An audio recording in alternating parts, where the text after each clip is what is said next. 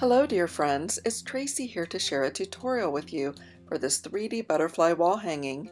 In this video you will learn how to use layers to develop dimension, create gorgeous faux metal gears with patina using chipboard, gilding flakes, and waxes, learn all the details to make this gorgeous 3D layered butterfly, create a patina effect on flowers and feathers, use items from nature to enhance your mixed media projects, and much more.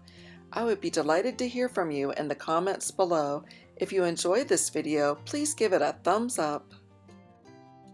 First, let's prepare the background. Remove the cord. It can be discarded or saved for another project. Give the edges a quick sanding to smooth them down. If you don't have a wood plaque, you could always cut a base from chipboard or cardboard packaging. This piece is about 6.5 inches across. Brush with white gesso. Decoupage paper will be applied to the base and will stay true to color over a white background.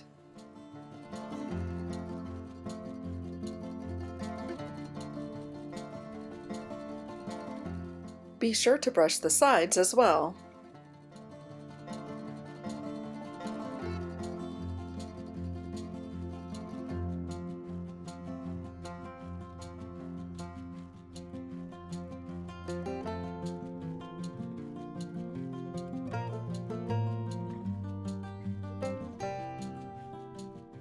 This gorgeous little birdie touch of nature decoupage paper is thin enough so that you can place it over the base and select the area to use for the project. I wanted the fabulous text to be visible on the side since I knew this area would not be covered up with embellishments. Holding the paper in place, flip it over, then trace around the base, leaving a little extra room around the edges.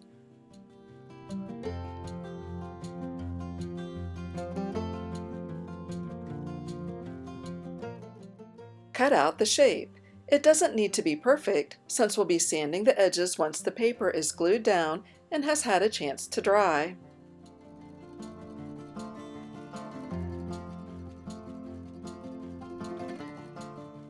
Brush Little Birdie Deco Magic generously onto the top of the base and the back of the decoupage paper.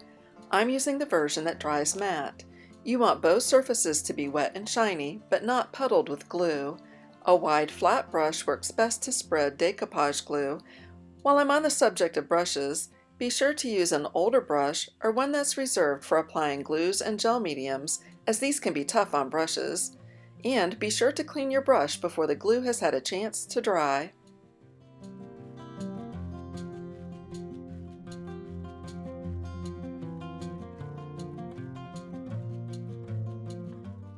Flip the paper over and place it on the base with the two wet sides together. You have a few moments to adjust the paper before the glue starts to dry and set. To make sure there is good contact between the base and the paper, and to remove any air bubbles, I roll over everything with a brayer and then press with my fingers. I place a sheet of clean paper over the decoupage paper so that I don't transfer any remnants of ink or paint from my brayer. Of course, you need to make sure that the surface of the decoupage paper doesn't have any glue on it, or that paper will stick to your project.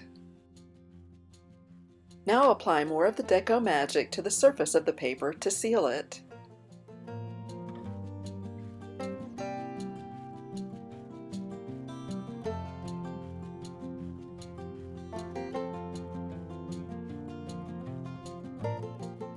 You can set this aside to dry or use a heat tool to speed up the process, but it's important to get the edges completely dry or your paper will tend to rip and tear during the sanding process that comes next.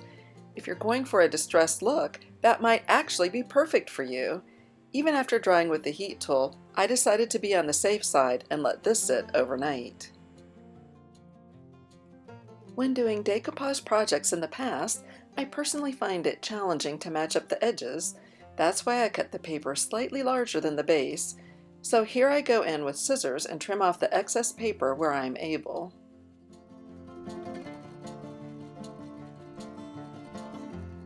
Now I sand all the edges with a medium grit sandpaper until the decoupage paper layer is even with the edges of the base.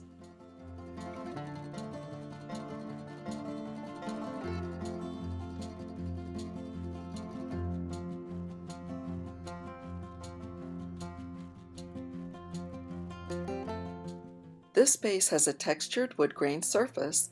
I want to see some of that in my final project, so I sand to remove the print on those raised ridges.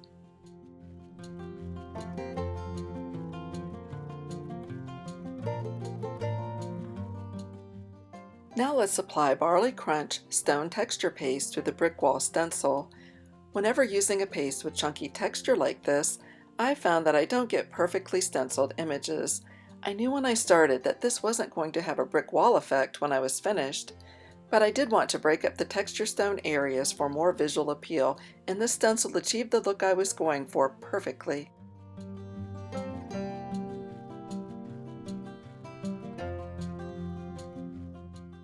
As you can see, the gel medium in the texture paste dried clear, leaving this gorgeous golden brown texture. I'm dry brushing with white gesso to help give definition to the edges and to highlight this texture.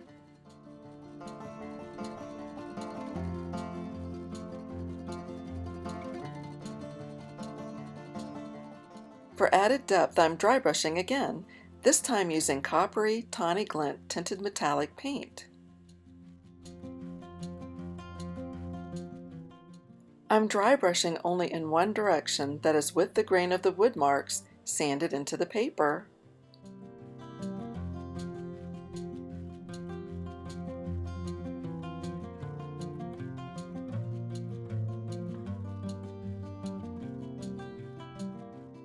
I'm so excited to show you how I created a gorgeous 3D layered butterfly. To start, cut 3 butterflies from this gorgeous fairy sparkle paper using a die from the Tim Holtz Scribbly Butterfly set. You could use any butterfly dies that are the right size for your project. Use a stylus on a firm foam pad to give the paper shape and dimension. I'm showing this in real time so you can better see how I use the stylus to shape the butterfly. The remaining 2 butterflies are shaped in the same way off camera. I really do feel it's worth the time and effort that goes into the shaping. If you don't have a stylus, you could try a rounded pen cap or something with the same general shape.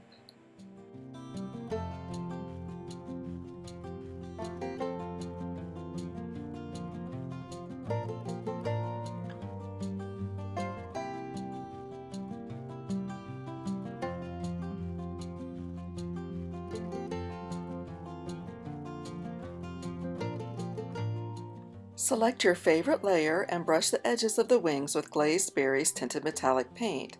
Then sprinkle with gold fairy dust glitter. The glitter sticks to the paint. Well, kind of sticks to the paint. As you will see in a minute, it didn't stick quite as well as I thought it would, but I have a fix for you just ahead.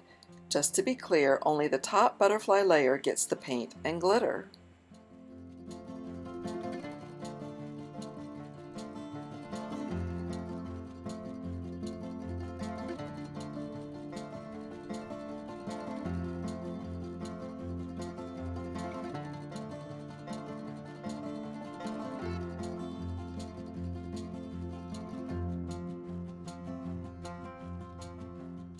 Cut foam tape to fit the butterfly bodies to adhere the layers together with the painted and glittered one on top.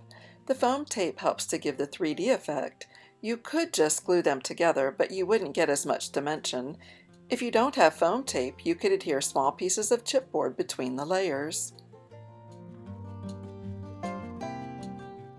Here's where you get to learn from my mistake. You only need the antenna on the top layer. I went back in and trimmed them off the bottom 2 layers, but it would have been easier to do the trimming before they were adhered together. As I was putting the layers together, I noticed that some of the glitter was shedding. An easy solution was to brush this glittered layer with glossy gel medium. Not only does it hold the glitter in place, it also gives the wings a beautiful glossy finish. I have a lovely filigree jewelry piece that is the perfect size and shape for a gorgeous butterfly body, but the bronze finish is kind of dark and dreary. To alter it, I decided to pull out my copper and gold gilding flakes. Little Birdie makes a product called Texture Tack, which stays tacky once it's dry. I thought it would be the perfect adhesive for gilding, and I was right. I adore how fluid it is so that it brushes on nicely. Once I finish brushing the adhesive on the piece, I moved it onto a scrap of plastic packaging so it wouldn't get stuck to the paper. Once dry, randomly lay copper and gold gilding flakes over the piece. Use a soft but firm brush to remove any excess. If you miss any spots, you can simply add more texture tack to those areas, allow it to dry, and apply more gilding flakes.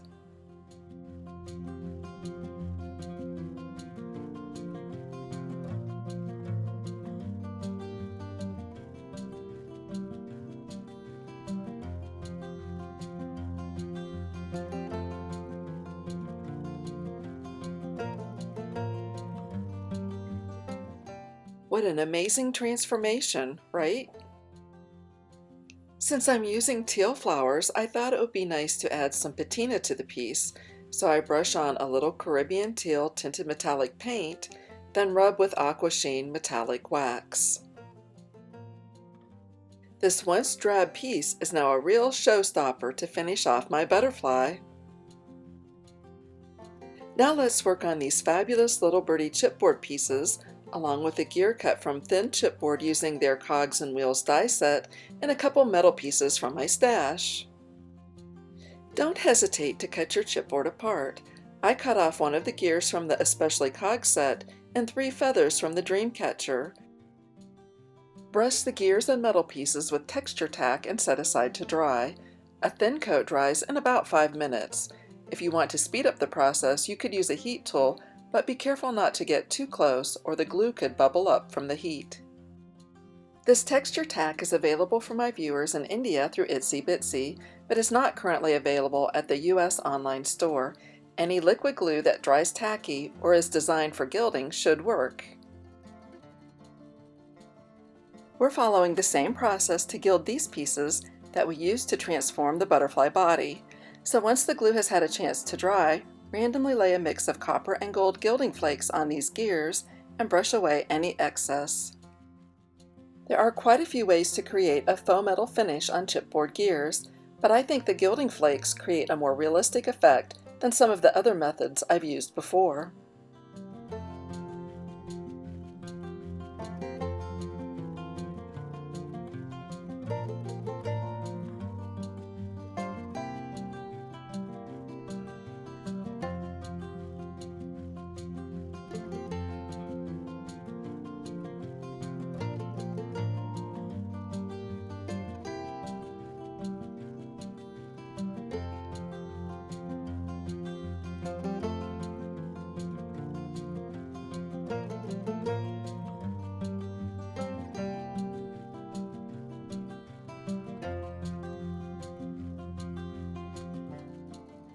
Let's add patina with more of the Caribbean teal paint and Aqua Sheen wax.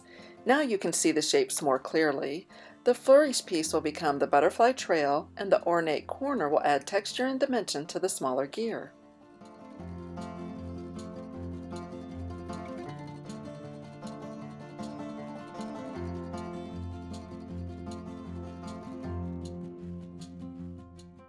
I want these feathers to have a coppery feel without the metal effect of gilding. They are painted with tawny glint and Caribbean teal tinted metallic paints.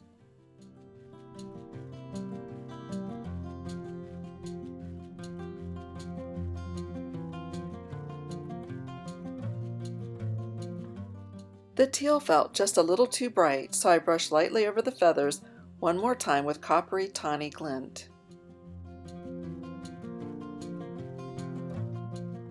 These thistles are painted with glazed berries metallic paint. Off camera, I added a second coat of paint.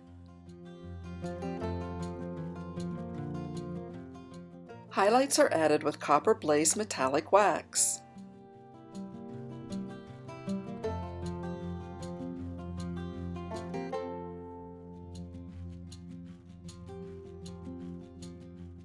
Little Birdie creates the most gorgeous flowers, and I often use them as they come right out of the package. But for this project, I wanted to give these beauties a patina effect. I start by dry brushing them with white gesso. Most of the flowers I'm using are from the Song of the Sea and Aqua Medley collections. A complete list can be found in the description below. If you don't have these particular flowers, any blossoms in similar sizes from these collections would work beautifully.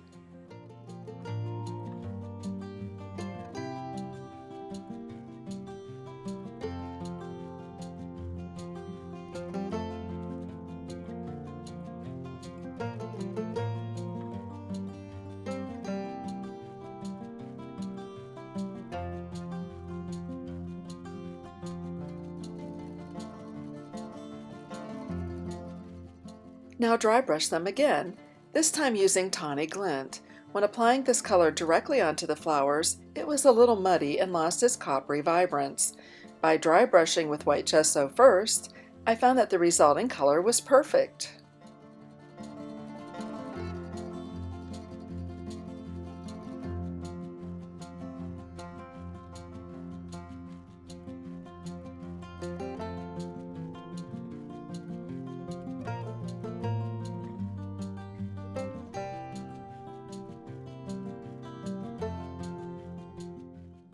It's time to arrange everything and glue it down. I'm using a silicone-based glue which dries quickly and has a strong hold. I hope you enjoy my creative process. I'll be sharing some pointers and tips along the way. While I normally use flowers as a focal point, here they will be part of the base to hold up the butterfly, so I'm arranging and adhering them first.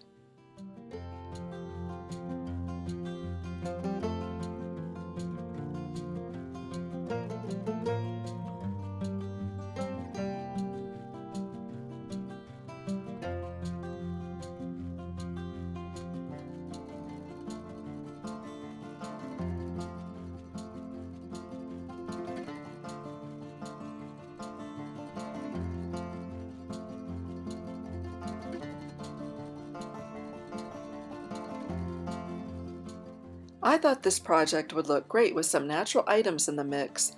A couple years ago, our son cut down a white birch tree. I collected some of the bark and I'm using 2 pieces here to add dimension to the background.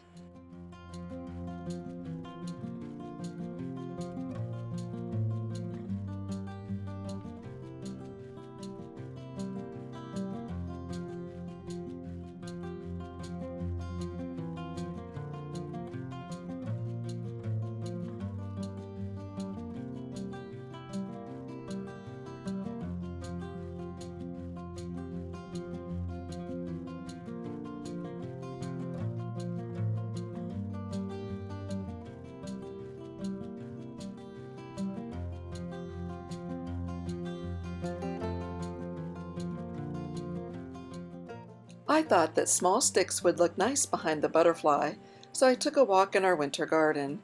I found these dried flower stems to add the linear lines needed here. Remember that gilded flourish? I'm attaching it to the bottom of the butterfly to form a trail.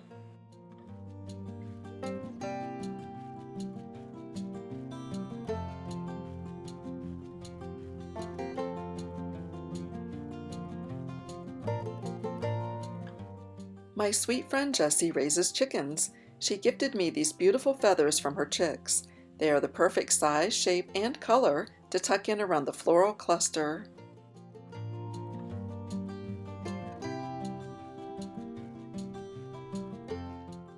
In order to add a little more color and to fill in around the cluster, I'm adding little birdie deep marine microbeads, craft pellets colored with golden plum metallic paint, which are left over from a previous project, and copper microbeads from my stash. Soft gel medium works perfectly to adhere them.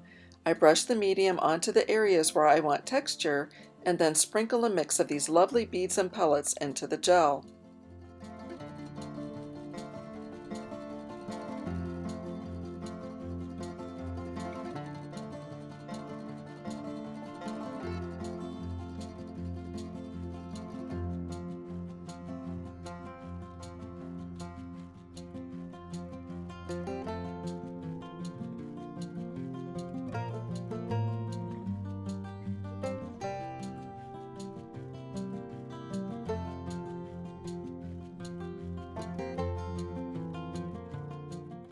Off camera, I continued to add more beaded texture behind the top of the butterfly.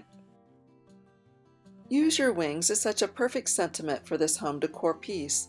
I hope you are encouraged to spread your wings and encourage others through your creativity. I used a soft makeup brush to rub on distress ink so that it coordinates with the butterfly. I'm adding the sentiment and a few gems for the final touches.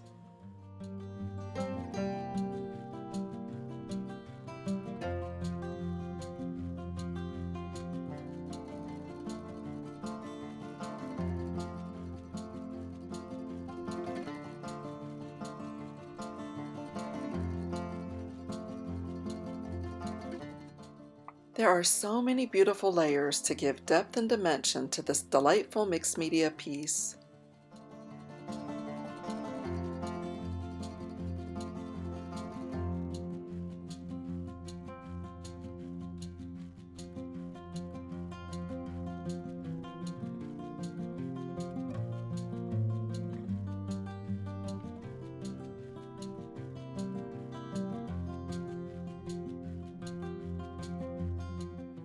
Thanks so much for viewing.